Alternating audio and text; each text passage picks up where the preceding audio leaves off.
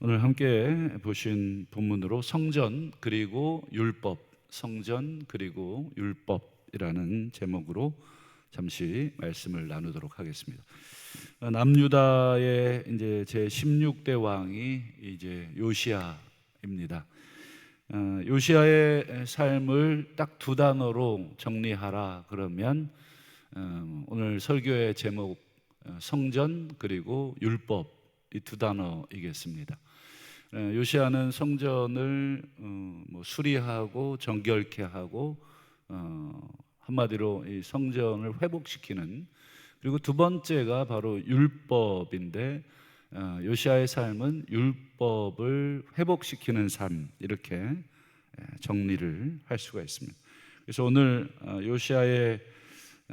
요시야가 평생 힘썼던 두 가지의 삶, 성전과 율법의 관계에 대해서 잠시 생각을 해보고 기도하려고 합니다. 여러분, 이제 성전 그리고 성막, 이 두 개는 사실 같은 거죠. 성막은 이제 임시, 그리고 성전은 이제 고정된, 둘 다 이제 같은 기능을 하고 있죠.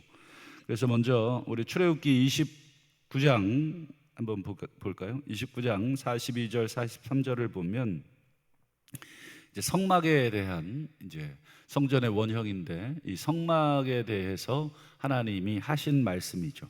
내가 거기서 성막에서 너희와 만나고 너에게 말하리라. 43절 내가 거기서 이스라엘 자손을 만나리라. 여기 보면 계속 반복되는 게 뭐냐면 성막에서 만난다. 내가 너희들을 이 성막에서 만날 것이다. 그리고 성막 안에서 너희들과 대화할 것이다. 그러니 여러분, 성막 또는 성전의 가장 중요한 목적은 뭐냐?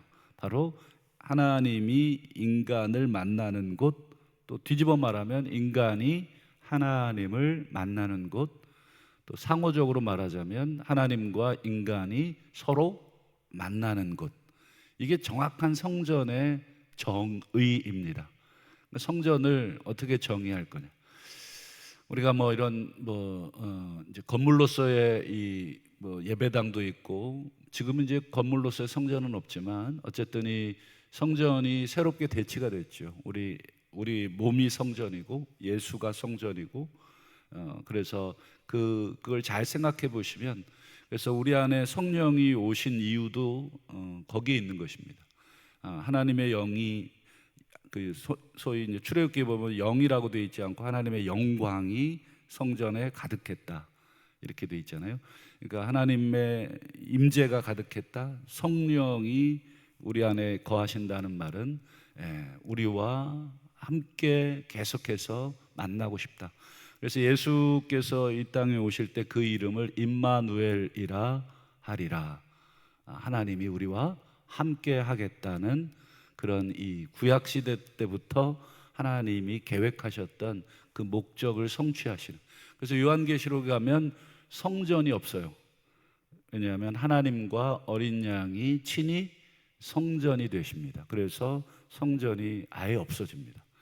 물론 지금도 없지만 아예 건물로서의 성전은 없어진다. 즉 친히 하나님이 우리와 함께 하신다. 요한계시록 21장에 보면 계속해서 강조된 게 하나님의 성막이 우리 인간과 함께 하겠다. 하나님이 우리와 함께 한다.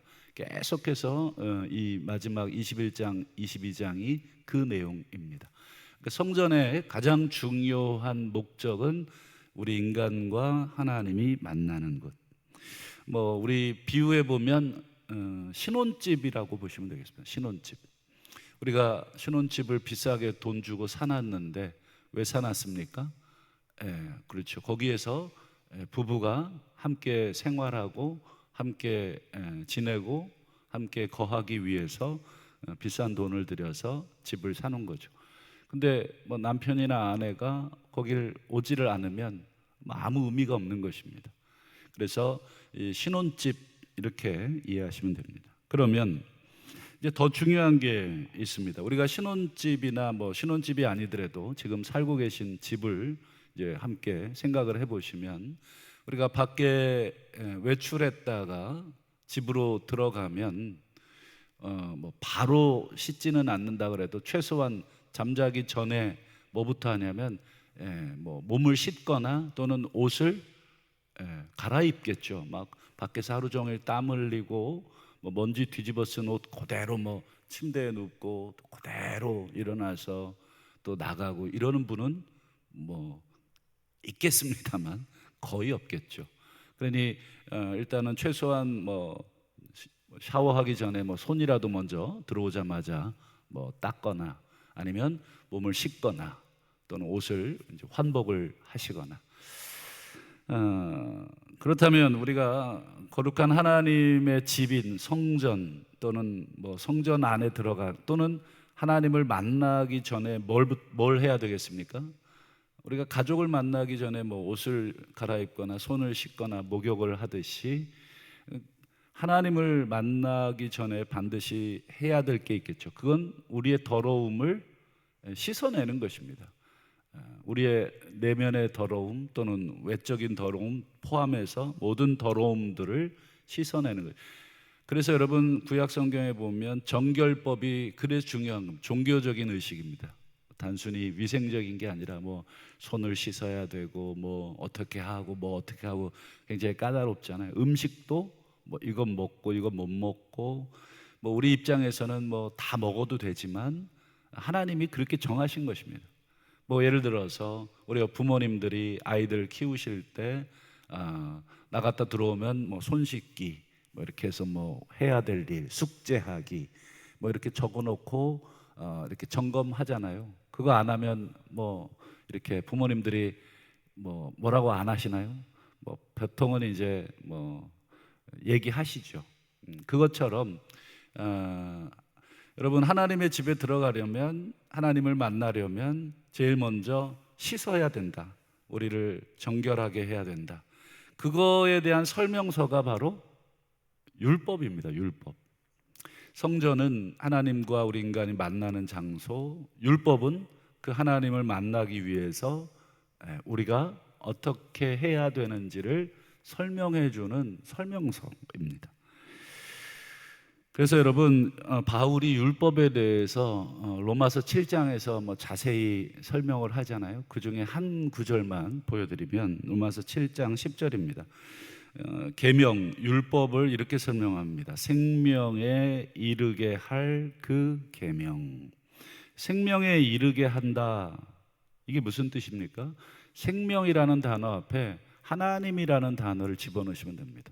여러분 생명은 곧 하나님이시기 때문에 하나님께 이르게 하는 계명, 이르게 한다는 게 뭐겠습니까? 뭐 단순히 구원받는다 이렇게 너무 생각하지 마시고 하나님을 만난다, 하나님의 집에 도착한다, 하나님 면전에 선다.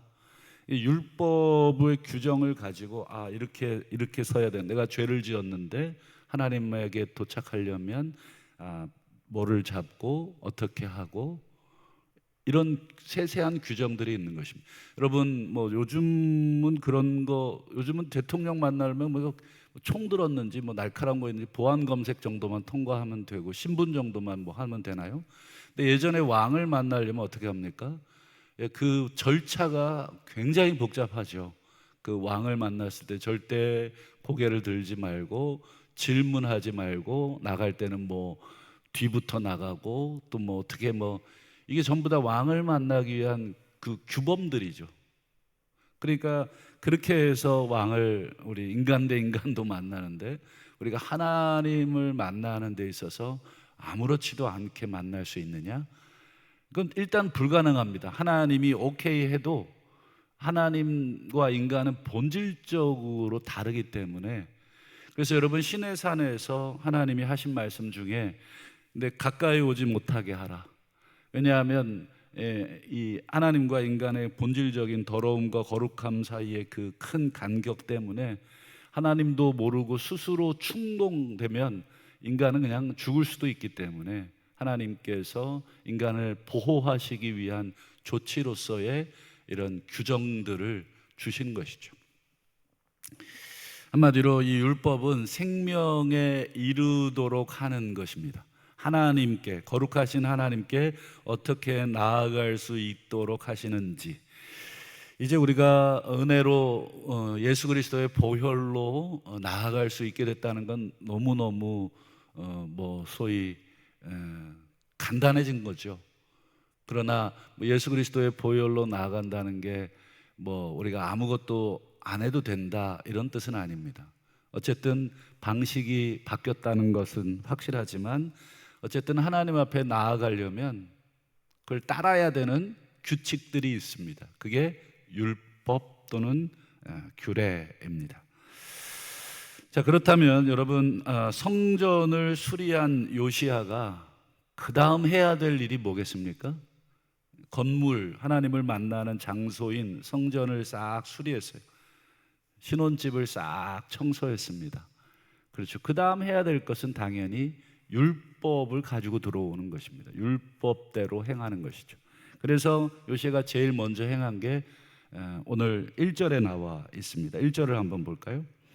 요시야가 예루살렘에서 여호와께 유월절을 지켰더라. 유월절을 지킨 게 여러분 단순히 야 우리 그동안 너무 고생했어, 우리 축제를 하자 이런 뜻이 아니라, 유월절은 율법에 명시되어 있는 것입니다. 우리처럼 추석, 설날 이거 안 지켜도 누가 때려 죽이지도 않고 끌고 가지도 않지만, 여러분 성경에 나오는 3대 절기 있잖아요. 이제 다음 주에 우리 맥추절 77절인데, 여러분 6월절, 77절, 수장절을 지키라. 출애굽기 23장에 나오는 3대 절기입니다. 이거는 하나님이 지키라 하고 이제 우리에게 그 의미를 가르쳐 주신 것이잖아요. 그러니까 6월절은 3대 절기 중에 첫 번째입니다. 이 말은 단순히 절기를 지켰다, 민족적으로 하나 되기 위해서 모였다 이런 뜻이 아니라, 무슨 뜻이 되냐면 하나님과의 관계를 회복했다 이런 뜻이 되는 것입니다. 하나님의 성전을 수리했으면 그 다음 뭐예요? 그렇죠. 하나님 앞에 나아가기 위한 관계, 나의 더러움들, 나를 되돌아보는 것들, 이런 것들을 회복시켰다 이런 뜻입니다. 우리도 왜 사시는 동안에 결혼 이제 한 3, 40년 사신 분들은 결혼기념일 잘 지키시나요? 지키시는 분도 있고 못 지키시는 분도 있고 그건 상관없습니다만, 결혼기념일, 그리고 남편이나 아내의 생일 또는 자녀들의 생일 또는 친구들의 생일, 이런 거 왜 기억해주고 그날은 또 따로 별도의 시간을 내서 선물도 주고 또 밥도 같이 먹으려고 애를 쓰고 왜 노력합니까? 그거 안 지키면 지옥 갑니까? 그거 아니잖아요. 결혼기념일, 생일, 등등 이런 것들을 통해서 관계를 더 회복시키려고 하는 것입니다. 전부 관계를 위한 노력들입니다. 여러분, 그런 거 지키는 게 무슨 의미가 있느냐 이렇게 말씀하시는 분들이 있죠. 물론 큰 의미는 없습니다. 우리가 결혼기념일 안 지켰다고 생일 안 챙겼다고 죽는 것도 아니고 지옥 가는 것도 아닌데, 여러분 그거 챙기는 사람 또는 챙기는 집안과 안 챙기는 집안 분위기가 어떨까요? 똑같지는 않을 겁니다. 저 인간이 내 생일인데 생일 축하한다는 말도 없네, 선물은 기대하지도 않는데 그래도 오늘 생일이네 자기야, 오늘 밥이라도 같이 먹을까? 말이라도 한마디 해주면 어떻습니까? 좀 덜 서운하겠죠. 관계가 덜 나빠지겠죠. 근데 아무것도 기억하지 않고 나가면 그냥 같이 살 수는 있어요. 어쩔 수 없이 이혼하지 못해서 살긴 살지만, 여러분 그 안의 공기, 분위기 이런 건 어떻습니까? 냉랭하겠죠. 그러니까 서로 우리가 그런 것들을 기억하고 챙김으로써 관계를 위한 노력들입니다. 여러분 우리가 이 성경에 나오는 말씀들을 안 지키면 당장 뭐 어떻게 되나요? 그렇지만 이걸 지킴으로 인해서 어떻습니까? 관계를 위한 것입니다. 하나님과 우리와의 관계. 요시야가 성전을 수리하고 그 다음에 율법에 나오는 유월절을 지키고 또 여러 가지 정결법들을 지켜서 레위 사람들을 정결하게 하고, 이 모든 것은 뭐예요? 하나님이 명하신 것을 준행함으로 인해서 하나님과의 관계를 회복하려고 하는 노력인 것입니다. 여러분, 세상 사람들은 인생을 뭐 여러 가지로 규정하잖아요. 돈이 많냐, 돈이 적냐, 명예가 높냐, 명예가 낮냐, 뭐 이렇게 규정하지만 하나님은 인생을 어떻게 규정하냐면 나랑 친하냐, 나랑 친하지 않느냐. 하나님은 그렇게 구분하십니다. 요시야가 왜 좋은 왕입니까? 뭐 경제를 그리고 무역을 국방을 튼튼히 했습니까? 이 다음에 보겠습니다만 요시야는 애굽 왕 느고에 의해서 죽어요. 뭐 국방이 그렇게 튼튼하지 않은 거예요. 근데 요시야에 대한 평가는 좋아요. 이유는 하나님과의 관계가 좋았기 때문에. 비록 전쟁에서 때려 맞아 죽었어도 그는 하나님께 좋은 평가를 받은 것입니다. 여러분, 마지막으로 이 성전과 그리고 율법의 관계를 가장 잘 설명해 준 구절이 있습니다. 우리 요한복음 14장 23절을 한번 보겠습니다. 예수님이 하신 말씀인데, 사람이 나를 사랑하면, 그 다음 보세요, 내 말을 지킬 것이다. 여기 보면 사랑이라는 말, 그 다음에 내 말이라는 말, 예수님의 말이 곧 하나님의 말씀이니까 이걸 우리가 아주 단순하게 표현해 보면 율법이라고 하겠습니다. 나를 사랑하냐? 그럼 내 율법 지켜라. 이 율법은 인간을 괴롭게 만들기 위해서 이거 해 저거 해 이렇게 마치 법처럼 이렇게 우리에게 막 이걸 억누르는 이런 게 아니라, 율법은 뭐예요? 생명이신 하나님, 생명이신 예수 그리스도께 가까이 올 수 있도록, 본질적으로 하나님과 우리는 다르기 때문에 이걸 지키지 않으면 누가 위험하냐면 하나님이 위험한 게 아니라 우리 인간이 위험하기 때문에, 그렇기 때문에 우리 인간을 위한 하나님의 사랑의 메시지가 율법이 되겠습니다. 그래서 나를 사랑하면 내 말을 지켜라. 그 다음 보시면 중요한 말이 나오죠. 맨 끝에 보실까요? 그러면 우리가 그에게 가서 거처를 그와 함께 하리라. 여러분, 거처라는 말, 집입니다. 집. 거처를 함께 한다는 말은 뭐예요? 함께 살겠다. 거기서 만나고 거기서 대화하고 거기서 밥 먹고 함께 지내겠다. 이게 거처.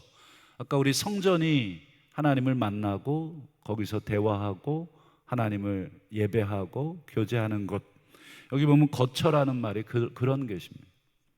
하나님은 철저하게 하나님의 계명을 지킬 때 함께 할 수 있고, 그게 하나님을 사랑하는 방법이라고. 사랑, 그리고 내 말, 그리고 거처, 이 세 단어는 서로 굉장히 밀접하게 연결되어 있다는 것을 알게 됩니다. 사랑하면 계명을 지키는 것입니다. 계명을 왜 지킵니까? 그 사랑을 유지하기 위해서, 관계를 유지하기 위한 생명의 필수품이 되겠습니다. 말씀을 맺겠습니다. 우리 요시야의 인생을 성전과 율법, 이 두 단어로 우리가 정의해 볼 수 있는데, 오늘 우리들의 인생도 하나님께서 평가하시고 정의한다면 어떤 인생으로 평가를 하실까? 아무개는 정말 나와 만나기 위해 애를 썼다. 나를 만나기 위해서 스스로 정결하게 했다. 그리고 마지막으로 우리가 어떻게 해야 거룩해지는가, 어떻게 해야 거룩하신 하나님 앞에 나아가는가, 기도와 말씀으로 우리의 내면을 날마다 씻어내야, 하나님의 말씀으로 그리고 성령 안에서 기도를 통해서 오늘 이 새벽에, 오늘 하루도 우리가 기도로 우리 시작하시는 우리 성도님들, 우리가 다시 한번 우리의 내면을 거룩하게 하심으로써 우리 하나님을 만나시다가 또 하루를 시작하시기를 주님의 이름으로 축원합니다. 기도하겠습니다.